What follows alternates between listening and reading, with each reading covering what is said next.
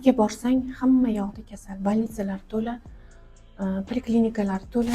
Hozir men shunaqa retsept beraman, davolanish uchun ham juda ham foydali. Kasallanib bo'lganlardan keyingi etapda ham shu berganimni qilishsa, immuniteti ko'tariladi va sog'lom yurishadi. Albatta, intoksikatsiyani yuvish kerak. Romashka, shiponik, zveroboy, deviaselli teng miqdorda olinadi-da. Katta qoshiqda 1 litrli bankaga damlab turib, mana shuni udarniy dozada damlab ichish kerak. Bolalarga ham, oilaviy hammaga. Chunki bular naturalniy preparat, naturalniy antibiotik. Ikkinchi, sink 2 tabletkadan 3 mahal обязательно yosh bola, katta odamlarga dozasini kattalashtirib.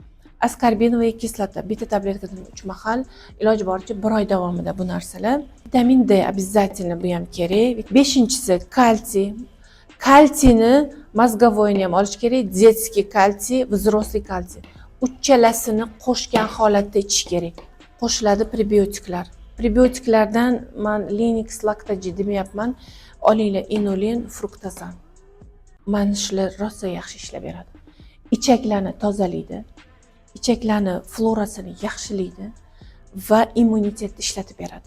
Albatta, sertifikatlarga ahamiyat beringlar, preparatlarni toza mahsulot olinglar va GMP bo'lsin, GMP'si va FDA'si bo'lsin обязательно.